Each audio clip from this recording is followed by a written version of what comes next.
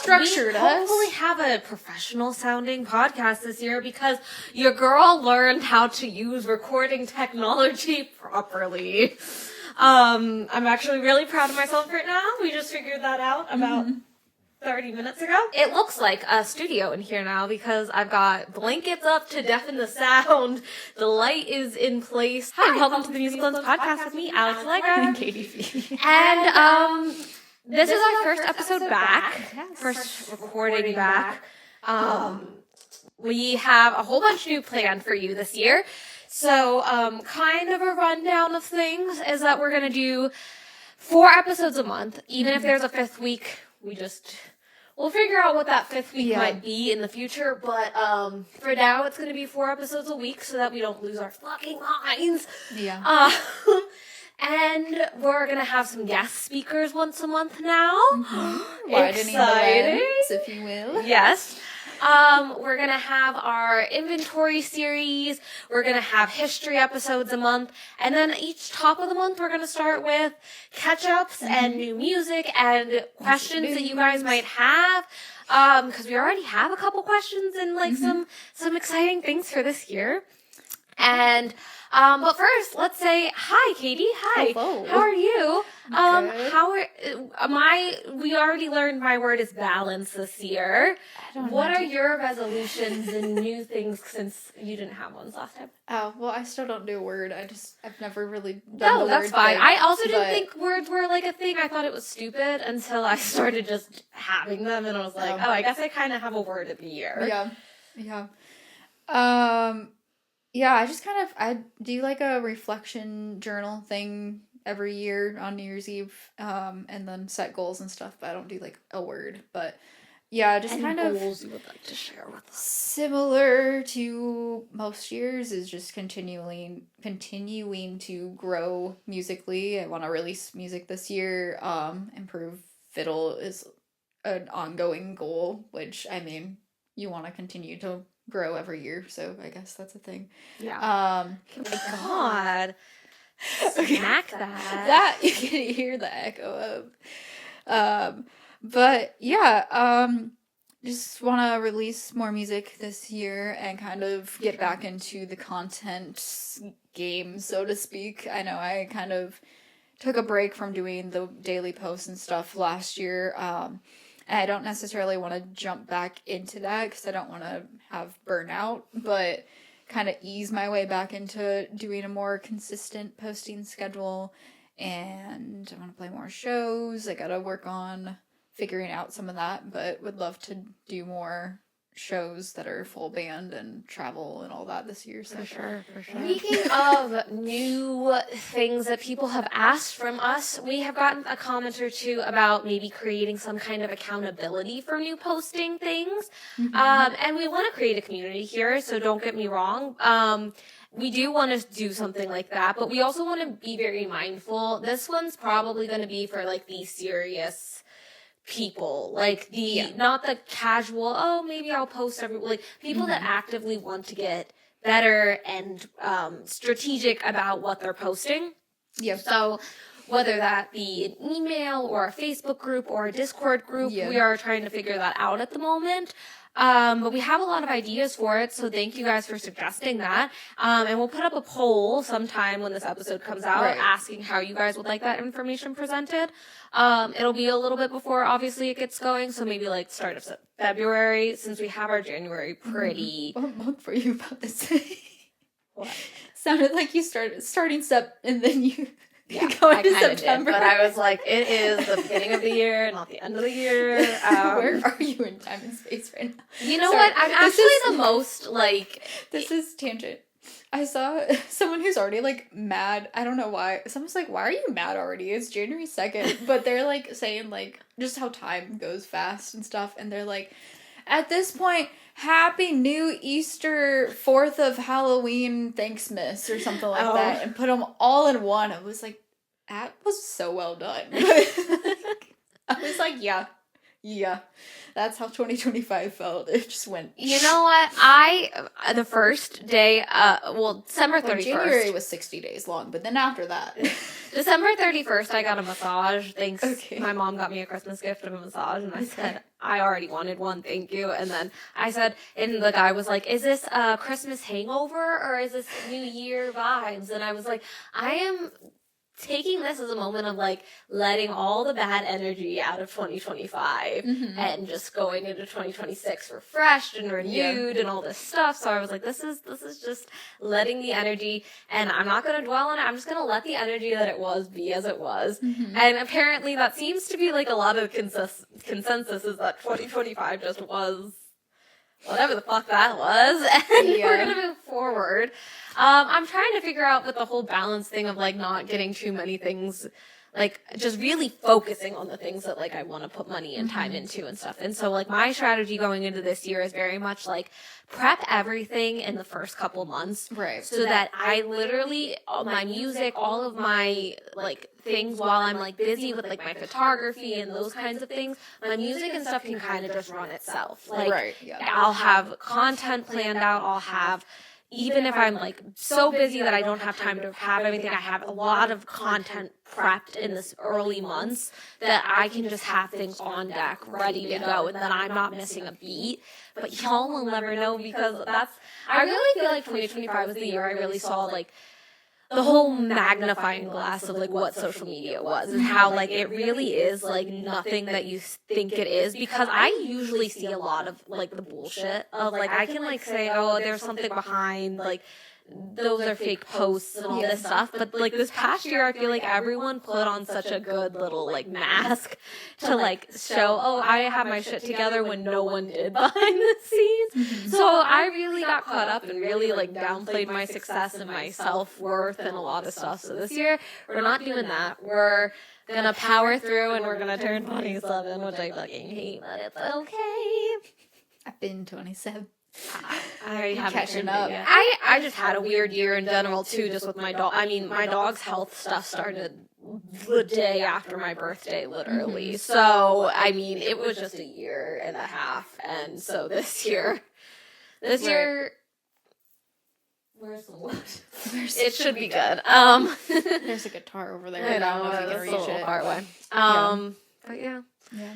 But we've already started. Anything else that we want to talk about before we dive into catching up on things? I guess the idea of the like accountability content group was on a post that we made the other day. So if y'all want to go back to that post and comment more or email us more things, the post in general was kind of like, what are your goals for the year? What can we help you with? And so that would be a good place to put those down. If there's any other things you would like help with, or topics you want us to cover for episodes, things like that, that would be a good place to put those. So like Alex said, structure wise, kind of starting off each month with an episode, just catching up and kind of doing any type of music news and new music and stuff like that.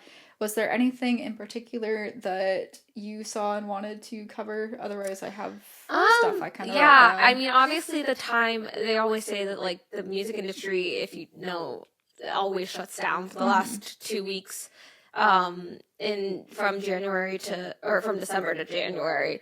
And so no one really does anything. Even Christmas songs come out at the beginning of December. Like, no one really does anything this time of the year. All of our businesses shut down for 2 weeks. Like, we all have a nice little break, restart here because, and while it is, I love it, don't get me wrong. It's mainly because we work so much, like, 24/7 throughout the year that, like, they just give everyone, like, okay, this is your reset time, like, period, kind of a thing. I know I saw Bandana Shay put out an album on Christmas. Yes, that was one of my things. I So that was a little bit of like on the a way rule breaker here thing, but because I was like, I'll wait till, because I think it's like a 40-something minute album, so it's like I'll listen to it on the drive over just to have it fresh. Yeah. But yeah, that was like, I think they did that. They've done a December album before. I thought so. But kind of just threw it out as a surprise Christmas, like, Merry Christmas, here's an album kind of thing.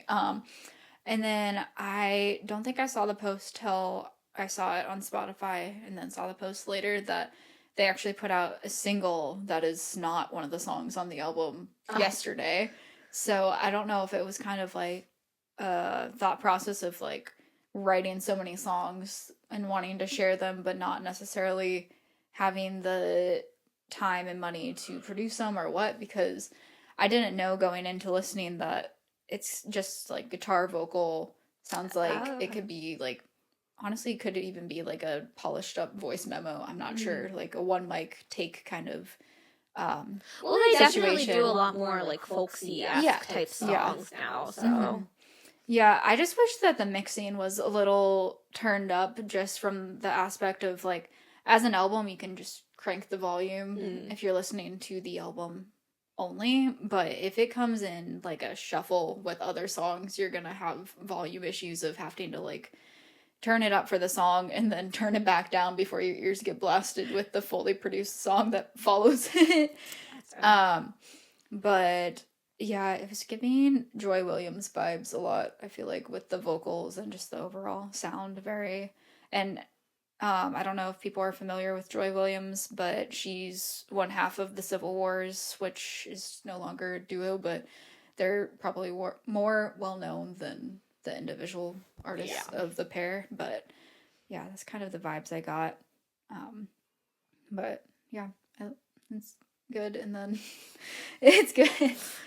I love their voice on it, and I love the rawness of it as opposed to doing a fully produced thing, just because it's something different. But then the single Back to Light is the single that they put out for January 2nd, and that's more fully produced, but still kind of a similar vibe, just a more produced version of the vibe, I guess. But I'm curious what this means going forward, of if this is going to lead to another project, or kind of what the thought process is. But yeah, go check it out. Go check out the album and the song from Bandana Cheyenne. They would be a cool guest, just from like talking songwriting and stuff too. For sure. But the other new music, which again, didn't expect to have new music stuff to start off the year, but Amanda McCarthy announced that she's putting out her sophomore album on February 2nd, and released a song yesterday that I'm assuming is on the album as well. It's I didn't realize she released a song with it. I saw the album announcement, but I didn't see the song. She's released Lifeline Healed version, so there's like updated lyrics, and it's just piano, vocal, raw kind of recording again. So it's interesting that both of the works that got put out were just like a one instrument, one vocal kind of thing. But so well, even I feel I don't know, maybe it's just the vibe of 2026, because I also am like doing fully produced stuff, but it definitely is more like a stripped down. I don't know how many instruments necessarily need to be on it, but like definitely more acoustic and feel, like just because like I really want my songwriting to show. So right, yeah, for sure. Also, it's not out yet. I don't know. Well, the album's coming out in a month, so I would imagine she probably won't do any more singles leading up to it. But she did like a recap of just like American pop culture of 2025 video with her song that she finally got produced. It's LOL WTF is the title, and it was just so fitting, and I was like, I like this promotion, this is cool. So that was funny to see. But yeah, I don't know if there's any other music, if you've seen anything, but no, just those ones. Since, like we said, it gets a little quiet around this time of year, and everyone. The toughest part for me this year too was I feel like normally we get like, me and my boyfriend try to find like concerts for people to go to, and I just feel like everyone toured so much last year that either we're going to get a bunch of new music that just hasn't been announced yet, obviously, this year, or it's going to be people just haven't announced whatever leg of tour is next for everybody. So it's like I didn't have a lot to do. I don't know who specifically is touring in January, but I was talking to someone about like touring and stuff where they're like most tours don't start till like spring, but this year there's a lot that are starting right away in the year, but they didn't specify which I ones. don't So I really guess there see are it some pick up that are until like January. March, April Yeah. time frame. So Mhm. Yeah. I know Eric Church is, I don't know if he's this month, but I know he's at least February because he's going to be in Sioux Falls February 6th. So yeah. I know for sure he's kind of early in the year. And then Ian Munsick's tours February, March, but I can't think off the top of my head any for January. So I don't know who he was talking about when he said that, but I guess there are some somewhere. Other news things, I happened to see American Songwriter post this the other day, and I just was like, let me grab the article so we could talk about it. Yeah. Songwriters will get paid more for streaming royalties starting today. I saw that and I was like, how? Because like the whole thing was at Spotify. Like none of them have, it felt like, changed any of their laws. So I'm like, so I pulled up the article, so this is American Songwriter article. Back in 2022, U.S. Copyright Board approved a plan to gradually increase royalties for over the next 5 years until it tops out at 15.35% in 2027. And so as of the first of this year, songwriters and music publishers will receive a rate of 15.3% of a U.S. streaming services revenue. This is up 0.75% from last year's rate of 15.25. So it's not like a big increase, but it is an increase. Something. And in a world where streaming royalties, which still won't do much for your career, but like even touring is struggling now to make money, is like any dime helps, I feel like. Right. And so says, per the latest ruling from U.S. copyright royalty judges, the statutory 2026 U.S. mechanical royalty rates rise to 13.1 cents per work, up from 12.7 cents in 2025, and 2.52 cents per minute for songs longer than 5 minutes. So that's up as well. And those are the ones that are like only for like vinyl CDs, permanent downloads, since streaming is a different statute. So it's a little different. But I want to say, yeah, I guess like the purpose of this was just to kind of align with inflation and stuff of trying to like keep people earning based off of the inflation and like kind of make sure it's still balanced with like the cost of living. But still, that's not. It's still not. It's still not. But yeah, so that's, I mean, it's something. It's something. It is something, yes. It's not perfect, obviously, but it's something. Who? I know we had it as a Tuesday News Day thing, but I can't remember who it was. Someone spoke recently about, like, how artists don't get royalties from radio revenue, and it's all just, like, songwriters and publishers, because it's only the songwriting copyright and not the master one. But I can't remember which artist it was that was like complaining about it. Oh. And I was like, as you should. Just looking up the Music Lens podcast on Instagram. Gene Simmons. Oh. That's called robbery is the quote from him, and says Gene Simmons urges U.S. Congress to end a loophole that allows radio stations not to pay for using recordings. So it'll be interesting to see, like, if he's talking to Congress, it seems like there is a movement of trying to get that to be a thing. I am also just like, radio is such a dying art form as it is. Is that just going to completely bankrupt them to have to pay more money out? Like, yeah. And I guess, in a way, artists have other revenue sources that purely songwriters don't. And that was the whole point of why it was like that, yeah. Yeah, because like songwriters aren't going to get revenue from like touring and merch and all these things. Yeah. So I don't know. We'll see what happens with that. But that just popped into my brain. Well, when you're a songwriter artist, that like is then I mean, and that was the whole point of why people wanted to songwrite and be in charge of their own music, was so that they had more pieces of like pieces getting of the pie. Those residuals out. So. Yeah. Another thing, which, I mean, this was kind of news a while ago, But the announcement of like who's actually gonna get inducted is sometime later this month. So I meant to bring this up and forgot about it basically. And I had it written down in my notes. And then when I started a note for this episode, I was like, oh shoot, I never brought that up. But the Songwriter Hall of Fame nominations came out in like October, and this is Taylor Swift's first year being eligible for it. Oh. Which is the only reason I feel like it's been brought to light, because I don't think the general public pays much attention to it. No, that's the Country Music Hall of Fame thing. Is what I'm thinking with Kenny Chesney and yeah, okay, yeah.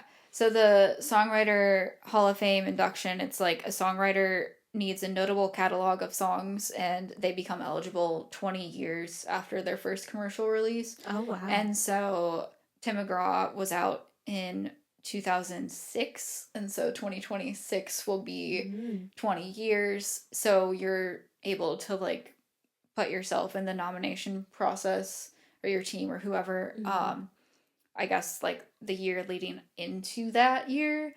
So she's among the nominees. And it's interesting because you have to like pick 5 songs that represent your catalog to be considered in it. So she submitted these 5 songs, and it's just, I don't know. Oh, I did know. Yes. Yeah, okay, I did see this. Yes. All Too Well, Blank Space, Anti-Hero, Love Story, and The Great American Dynasty. I think All Too Well is obviously like just everyone's like pride and joy. Like it is just a fan favorite. It is like she said, I think she's always said how she felt that was such a strongly written song, and I agree 100% with that one. I could see Love Story being because that was her breakout. It's her, yeah. And then Blank Space, again, just because of commercial success with it, and like the pop, like showing strong like pop writing. I guess, but Blank Space just seems like I don't. Style maybe could have been another one if she was wanting something from the 1989.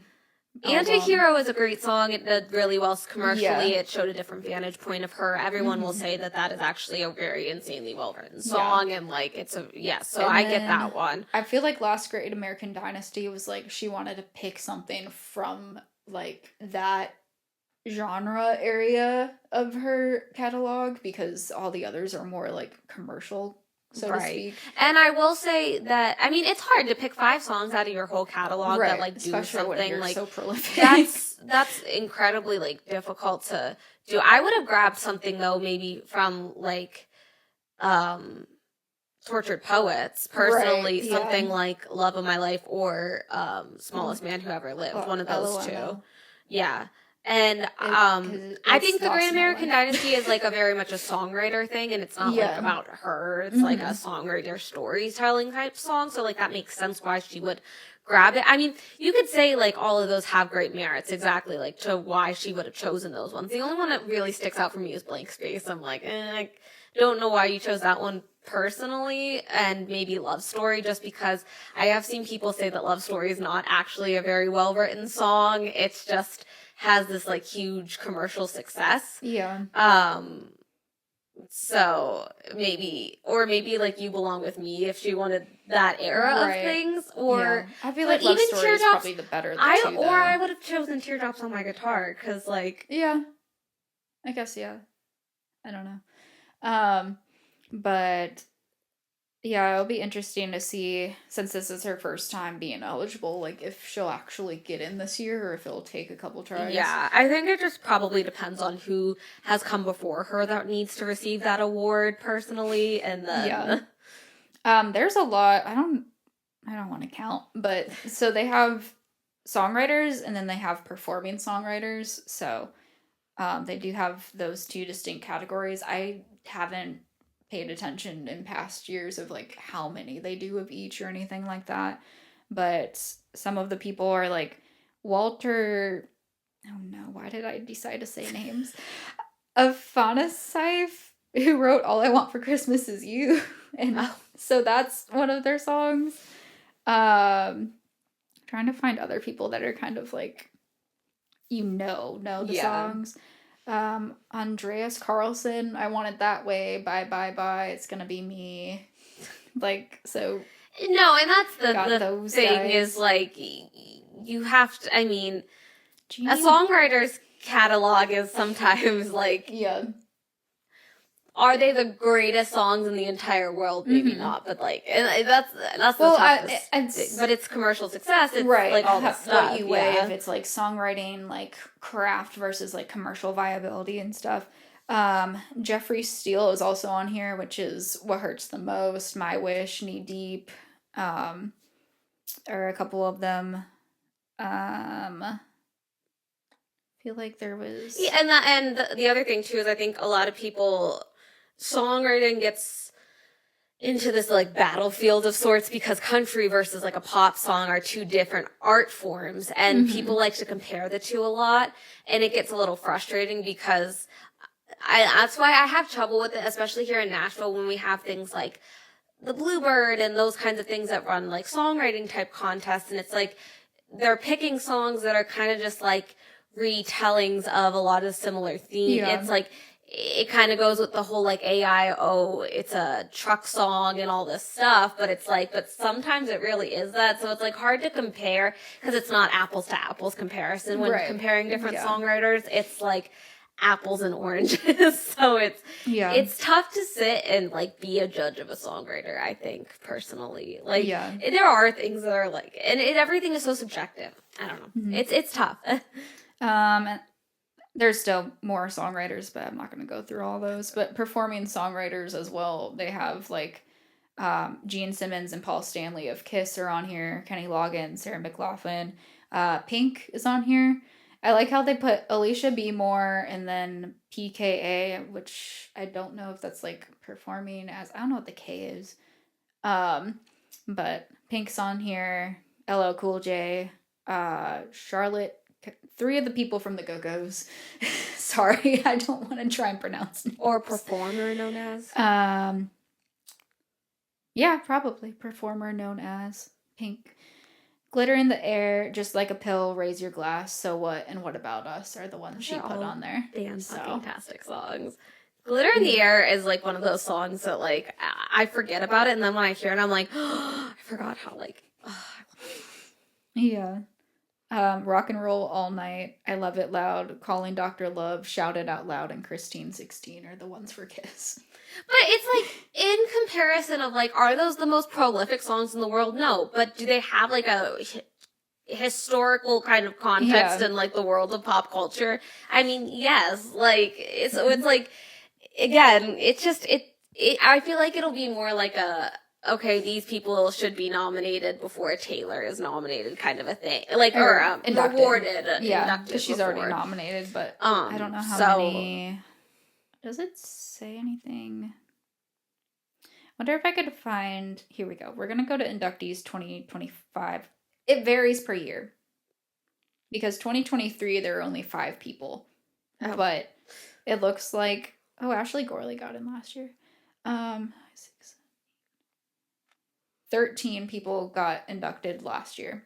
Oh, okay. So it's not like there could be huge. No, okay. So that's fair then. It just kind of depends on the year. But I think a couple of them, because it said that the ceremony's in like June, but when I was trying to look up the news to like scroll back and figure out when they announced them, it shows like they announced, there's 2 of them were announced in December. So like after the ceremony they got inducted, but that's because it was like Donna Summer, who's posthumous.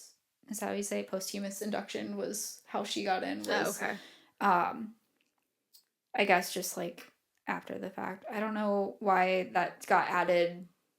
Like I don't know why she couldn't just be like in the nominees for this year then. Yeah. But yeah, so that's what I had on that. But they're gonna be announcing that sometime by the end of this month, I believe, so we can update next month of like, hey, here's who got in. I don't know if you had anything on the Taylor documentary to talk about. I still haven't from seen the it industry yet. side. I still haven't seen it yet. I know my mom was like, "Did you ever get in?" And I was like, "No, I was waiting for your login." And she was like, "Oh, do you have Hulu?" Yeah. apparently Hulu is getting like absorbed into Disney Plus, so I That don't makes know how sense that's gonna because work. the Jonas Brothers movie was on both, but the Yeah. Taylor documentary is only on Disney Plus. So Yeah, I was okay. trying to figure out how that works for Hulu subscribers, of like how they're gonna get their content and how they're gonna like merge into it for their subscription, because Sam has Hulu, so but I use Disney Plus through my family because we have it on our phone plan, or through our phone plan. But It makes yeah, sense so you might because be able they've to been get into bundling it. it for so long, Yeah. but I'm also just like, while I wish that we didn't have to pay for so many things, I also don't want it to become like some big monopoly thing where Right. it's like there's like two competing streamings and that's it. So Yeah, but we'll see. it's possible that you'll be able to get in that way, Yeah. potentially. I've you can't seen get like into your some of mom's the account. big things on like TikTok and stuff, and obviously I haven't seen anything where it was like, oh my god, if you didn't watch the documentary, you're missing all this Taylor lore and all this stuff. Right, So yeah. it's like, I was like, okay, obviously nothing huge has come from the documentary, but like it's still something I would like to watch, Yeah, obviously. I mean, so. yeah, I just brought it up not because we're not a Taylor podcast, so we don't need to be going into like Taylor specific stuff, but like it is definitely an insight into touring, like from a music business standpoint, of seeing that behind the scenes of what all goes into prepping it, of like the choreography and the timing of things, and how like the different effects, like you have to have the timing right, otherwise Yeah. you might fall through a hole on the stage or get blown up by the fire and things like that. Sometimes when costuming, all that. When I'm at a concert and like I'm specifically when I was at Yellow Card and A Day to Remember, they had so many fire and confetti effects, and I remember being at the front and I was in the back when all the confetti is, and I was like, I know how many security guards are just right there and stuff, and I'm like, does it bother them? Do they get blasted by confetti? Like, what goes on in their heads when they have all this I think shit? there was like one time, I don't remember what show it was, but there was an Eras Tour show where like the fire for Bad Blood didn't like stop going on one of them or something. Oh.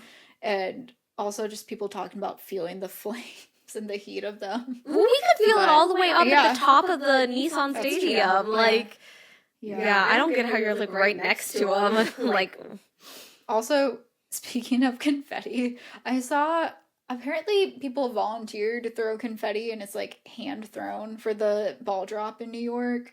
oh, really? And I guess there are too many people this year because some people couldn't even see the ball drop because there was too much confetti.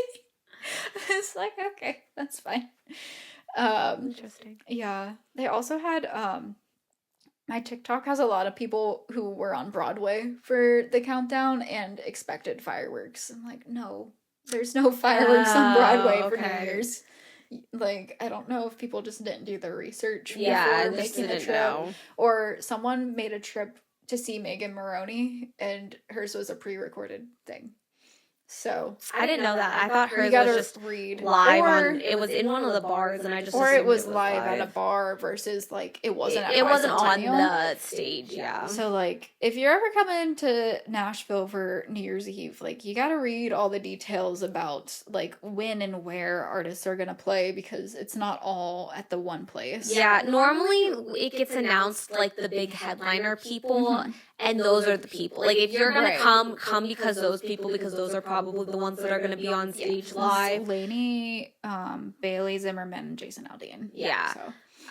And that's why they promote those ones so much. And then like later on, you see like, oh, Megan's added and all this stuff. It's because they do smaller things off to the side, or like one year it was funny because I went down for work to take some photos, and I just happened to be downtown when they shot one of the bars, and I do know that some of the bar ones are live because I saw Sammy and Nick. Yeah, they did Old Dominion. Yeah, and they were right there. Somewhere. So I was like, so I think they just like have it separated so that like people can like experience it from like other things and go to the different bars and stuff, and not all just be downtown at Centennial, because Centennial is free, and then there are there's two parks. Bicentennial. There's two parks in Nashville. Similar names. Is free, and then but apparently people are saying that we're starting to become like New York City with like the camping out and stuff like that to be front in line for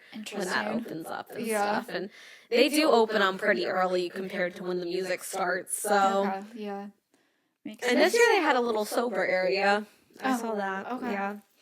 Yeah. And then I know on the like New York, the Rockin' Eve one or whatever, like Post Malone, they just showed a clip from his bar's grand opening instead of like having him perform live. So, yeah. But yeah, I can't think of anything else to start the new year. This might be a little bit of a shorter episode, but that's okay. On the shorter side, but it's fine. We fluctuate. Yeah, I think that's about it because you haven't watched the Eras Tour doc, so we can't get too much into any of that. No. But like I said, like even if you don't like Taylor or you're just a casual fan, don't care about like seeing it from her standpoint, if you are a music industry person or like you're interested in like the behind the scenes of touring, then I recommend it just from seeing the behind the scenes of a tour, especially one of record breaking proportions. So yeah, there's another one that my mom keeps trying to get me to watch and I just haven't gotten around to it yet. It's like it's about songwriting specifically, and I think it's called like How to Write a Song or something like that. And she loved that one too, and it like breaks down the Nashville systems and stuff like that a little bit. So yeah. So start planning your posts for the month if you're an artist. Start hitting us up with some questions for the year. And we can't wait to keep this podcast going for another year. Yeah, you can send those questions and all that stuff to either post, comment on our socials, like I said earlier, or you can email them to us at themusiclenspodcast@gmail.com. If you're doing the socials route, that's going to be at the Music Lens Podcast on what are we on? Instagram, Facebook, TikTok, YouTube. And then you can find Alex at Alex Laker Music on all the things, and you can find me at Katie Fee Music on all the things. And we will see you next time.